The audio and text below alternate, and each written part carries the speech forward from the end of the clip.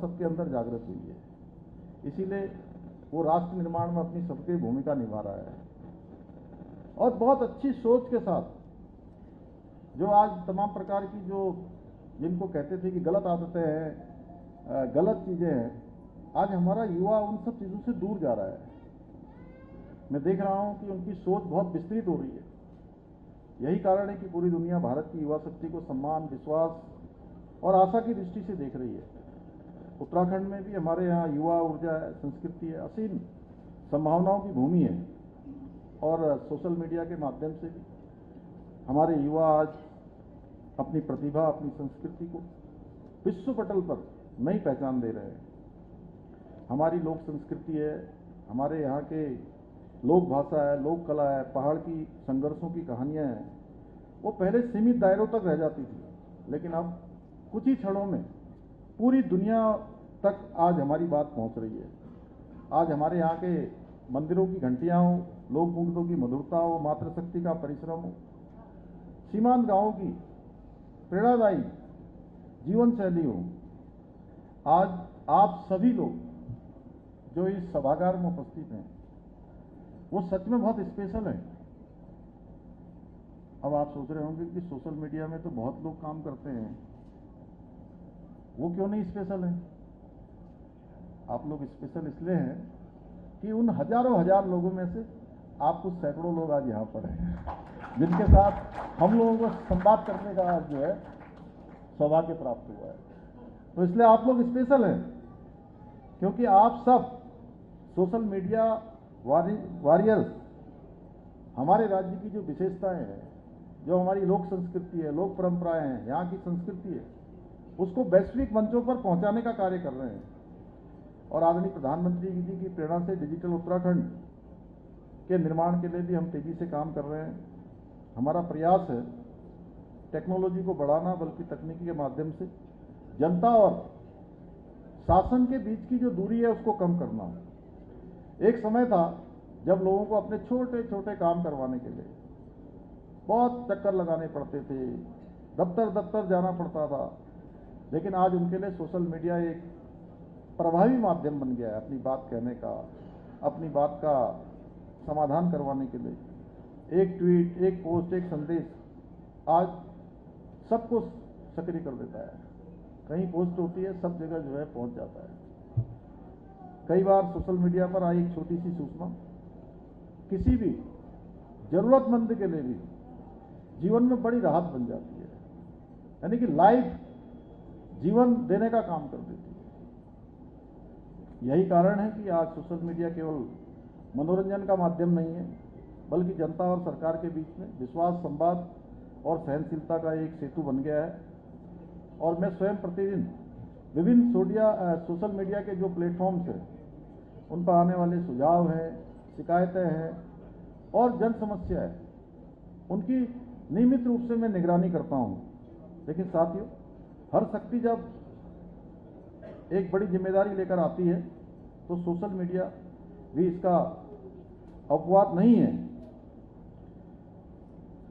आज एक और जहां सोशल मीडिया समाज को जोड़ने का काम कर रहा है, उनको जागरूक बनाने का काम कर रहा है, सकारात्मक परिवर्तन लाने का माध्यम बना है, वहीं दूसरी ओर लोग इसे भय, भ्रम, विभाजन ऐसे हथियार के रूप में भी इस्तेमाल कर रहे हैं। कुछ चीज़ अच्छी आती है तो उसके साथ साथ कुछ चीज़ ऐसी भी आती है। मौसम चाहे कोई भी हो, लेकिन कुछ लोग हमेशा नेगेटिविटी फैलाने का काम करते हैं और उसी में वो सक्रिय रहते हैं। उनका एकमात्र उद्देश्य होता है किसी तरह लोगों का नैरेटिव बनाओ, लोगों के बीच में गलत बातें डालो, संदेह डालो, अफवाह डालो, भ्रम डालो। और कुछ वैसी ही मानसिकता आज हम लोग सोशल मीडिया में देखते हैं। फेक आईडी बनाते हैं लोग, आधा सच दिखाओ, झूठ को बार बार दोहराओ, फिर उसी को ट्रेंड बनाकर समाज में भ्रम फैला रहो। ये लोग केवल कभी धर्म के नाम पर फैला देंगे, कभी क्षेत्रवाद के नाम पर समाज को बांटने का प्रयास करते हैं, कभी युवाओं के मन में देश और व्यवस्था के प्रति अविश्वास पैदा करने की कोशिश करते हैं। जबकि अगर मैं वास्तविकता की बात करूं तो वास्तविकता यह है कि आज भारत दुनिया की सबसे तेजी से आगे बढ़ने वाली आर्थिक शक्तियों में शामिल है। तभी तो हम दुनिया की आज चौथे नंबर पर, और चौथे नंबर से कुछ ही सालों में हम तीसरे नंबर की आर्थिक महाशक्ति बनने वाले हैं। आज भारत की डिजिटल प्रगति, स्टार्टअप, इंफ्रास्ट्रक्चर, इनोवेशन, सामाजिक विकास, इन सभी क्षेत्रों में आज भारत एक नए कीर्तिमान स्थापित कर रहा है। लेकिन कुछ लोगों को भारत की जो विश्व गुरु के रूप में उभरती हुई छवि है वो स्वीकार नहीं कर पा रहे हैं, क्योंकि उन्होंने लंबे समय तक देश के अंदर शासन किया है। अपने समय में वो काम नहीं कर पाए। ये प्रश्न बार बार उठता है कि देश के अंदर आज इतना विकास हो रहा है, इतने ऑल वेदर रोडें बन रही हैं, इतने 4 लेन बन रहे हैं, 6 लेन 8 लेन हाईवे बन रहे हैं, इतने सारे एयरपोर्ट बन रहे हैं, इतने सारे एम्स बन रहे हैं, इतनी बड़ी बड़ी सीमांत क्षेत्रों के वाइब्रेंट विलेज में इतने सारे विकास के काम हो रहे हैं, पहले गांव के रूप में उनको मान्यता मिल रही है। तो ये प्रश्न केवल मेरे मन में नहीं आ रहा है, ये प्रश्न मुझे लगता है हमारा सामूहिक प्रश्न है। सबके मन में आना चाहिए कि ये काम तो पहले भी हो सकते थे, आखिर क्यों नहीं हुए? क्योंकि इच्छा शक्ति नहीं थी। इसलिए अब सोशल मीडिया को भारत विरोधी ताकतें एक डिजिटल युद्ध भूमि की तरह इस्तेमाल करने का प्रयास कर रही है। ऐसे समय में आप लोगों की जो है भूमिका कंटेंट क्रिएटर की नहीं है, बल्कि डिजिटल राष्ट्रदूत की बन जाती है। आप लोगों का बहुत बड़ा इसमें एक दायित्व बन जाता है। इसलिए अब समय आ गया है कि सोशल मीडिया पर सही बात दिखाई जाए, सकारात्मक चीज दिखाई जाए, और राष्ट्रहित की जो आवाज है उसको मजबूती से आगे बढ़ाया जाए। साथियों, हमारी सरकार देवभूमि में यहाँ के मूल स्वरूप को, सांस्कृतिक पहचान को, सामाजिक समता की रक्षा के लिए हमने लैंड जिहाद, लव जिहाद, थूक जिहाद, अवैध धर्मांतरण, दंगा विरोधी कानून, ऐसे कई कदम उठाए हैं। तभी से आप देख रहे होंगे कुछ राष्ट्र विरोधी तत्व, उनका जमावड़ा भी बीच बीच में उत्तराखंड बन जाता है, उनका केंद्र भी यही बन जाता है। घूम फिर के यहाँ आ जाते हैं, टूल किट सक्रिय हो जाते हैं, और कई बार तो ऐसा लगता है कि आप कोई सकारात्मक पोस्ट डालेंगे, आप लोग कोई पोस्ट डालेंगे जिस समय ये लोग एक्टिव होते हैं, 2-3 दिनों का समय होता है इनका, इनकी मियाद ज़्यादा नहीं होती है। ये अपने आप ही जो है कीटनाशक की तरह जो है अपने आप जो लोग सब वो चले जाते हैं। तो क्या करते हैं, जैसे आपने कोई पोस्ट डाली, उस पोस्ट पर इतने नेगेटिव कमेंट आते हैं कि सच में उन इतने नेगेटिव कमेंट हो ही नहीं सकते। पहले मैं भी इतना नहीं देखता था, जब मैं इसको नजदीक से देखने लगा तब मुझे लगा कि ये कोई बहुत बड़ा इकोसिस्टम है। क्यों शेखर, ये आपको पता होगा ज्यादा। हाँ, ऐसी पोस्ट पड़ेगी, ये मुख्यमंत्री को कितने नंबर देने चाहिए, तो अब उसमें जो है डालेंगे, उसमें से 1000 कमेंट होंगे, 999 माइनस में आते हैं। अब ऐसा कैसे हो सकता है? तो इस प्रकार से वो लोग अपना एक फेक नैरेटिव बनाते हैं, और हमने भी जब से ये काम शुरू किए तो इन्होंने अलग अलग नामों से फर्जी अकाउंट बनाकर ये भ्रम फैलाने का प्रयास करने लगे। अभी हाल ही में आपने देखा होगा जब हमने कहा कि सड़कों पर नमाज नहीं पढ़ने दी जाएगी। अब इसमें क्या बुरा कहा? भाई, नमाज पढ़ने के लिए हम मना ही नहीं कर रहे हैं किसी को, हम किसी के खिलाफ नहीं है, किसी धर्म के खिलाफ नहीं है, लेकिन नमाज पढ़ने का तो अपना स्थान है। अब 4 धाम यात्रा चल रही है, आदि कैलाश यात्रा चल रही है, हेमकुंड साहब यात्रा चल रही है, बाबा के यहाँ आ रहे हैं, पूर्णागिरी माता की इतनी बड़ी यात्रा चल रही है, 21 लाख से ज्यादा लोग वहां चले गए हैं। अब रोडों में आओगे, अव्यवस्था फैलाओगे, जाम लगाओगे, तो ये कहां तक सही है? ये नहीं होना चाहिए। तो जैसे हमने कहा तो इन्होंने योजनाबद्ध तरह से एक भ्रम फैलाना शुरू कर दिया कि सरकार नमाज का विरोध कर रही है। अरे, मैं स्पष्ट कर देना चाहता हूं कि हमारी सरकार किसी के आस्था, पूजा पद्धति, धार्मिक स्वतंत्रता के खिलाफ नहीं है। पूजा हो, प्रार्थना हो, कोई भी आस्था हो, उत्तराखंड में सब कुछ होगा, लेकिन सब कुछ होगा विधि के अनुसार, भारत के संविधान के अनुसार, और कानून की मर्यादा के भीतर होगा। सड़कें आम जनता की सुविधा के लिए होती है, उनके आने जाने के लिए होती है।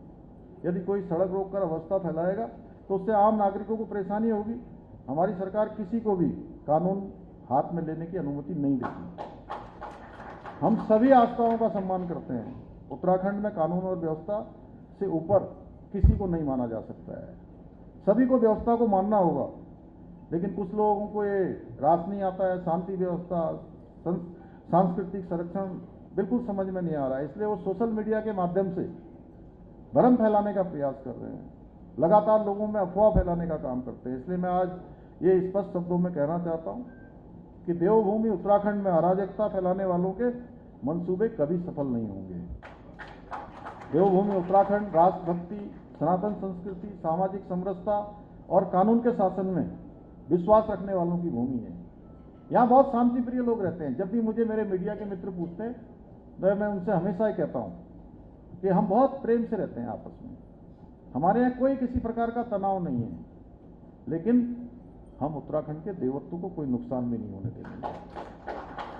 ऐसे लोगों को पहचानना, तथ्यों के साथ जवाब देना आज आप सभी जागरूक सोशल मीडिया वॉरियर्स की बहुत बड़ी जिम्मेदारी है। साथियों, सोशल मीडिया के दौर में सबसे बड़ी चुनौती यह नहीं कि क्या वायरल हो रहा है, सबसे बड़ी चुनौती है कि सत्य क्या है, सही बात क्या है। इसलिए हमें पहले सत्यापन, फिर प्रसारण की भावना के साथ आगे बढ़ना चाहिए, क्योंकि डिजिटल दुनिया में व्यूज तेजी से मिल सकते हैं, लेकिन विश्वसनीयता कमाने में बरसों लग जाते हैं कि लोग आपकी डाली हुई पोस्ट पर विश्वास करें।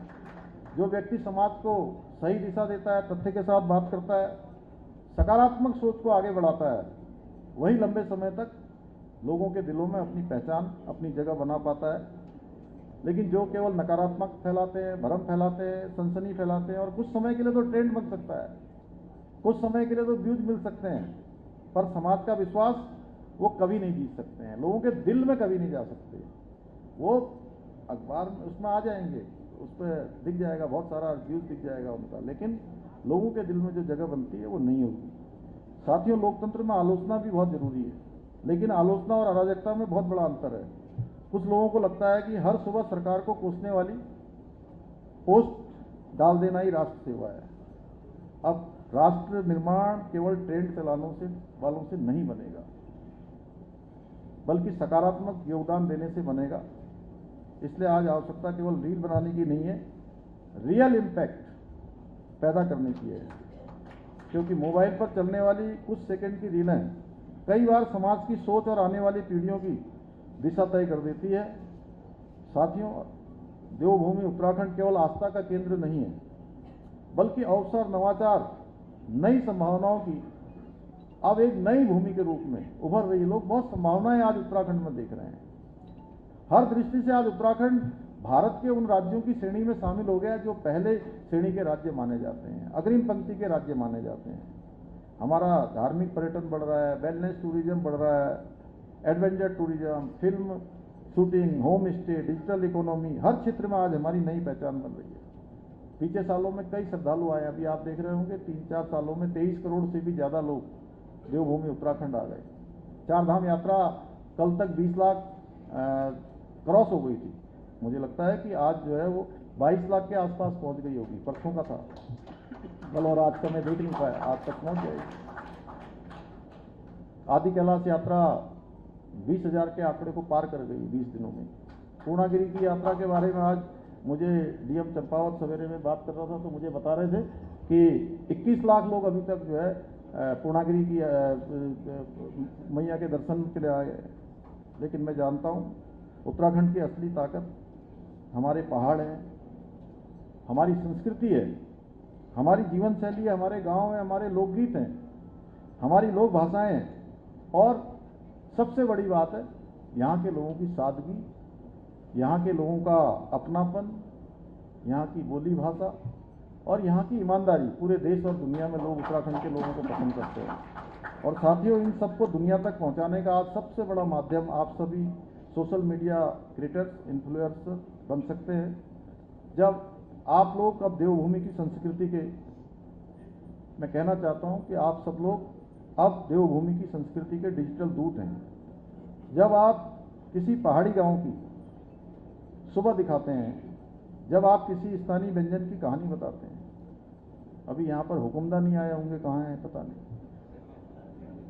रोज जो है वो किसी दिन खिचड़ी खा रहे होते हैं, किसी दिन नमक पिसा हुआ, नमक और मट्ठे के साथ रोटी खा रहे होते हैं, फिर मूली कटी हुई खाई होती है, उस बगल में होती है, कभी भट्ट की चुड़का नहीं खाते हैं, कभी वो पंतनगर से लाया हुआ अचार खाते हैं। मैं कुछ देखूं ना देखूं, उनको देखता हूं और मेरे मुंह में पानी आ जाता है।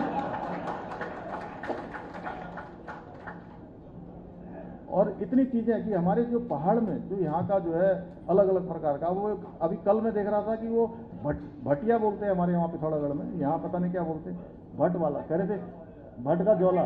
तब हाँ नहीं, डुबके नहीं, भट का ज्वाला। तो वो कह रहे थे पांडे जी, उसमें बोल रहे थे, वो ऊपर से उनकी मैडम भाभी जी भी जो है साथ में होती, कुंवर साहब ये क्या खा रहे हो आज आप? तो वो कहते हैं कि मैं आज ये भट का ज्वाला खा रहा हूं, इसमें मसाला नहीं पड़ता है, मैं अलग से मट्ठा पी रहा हूं।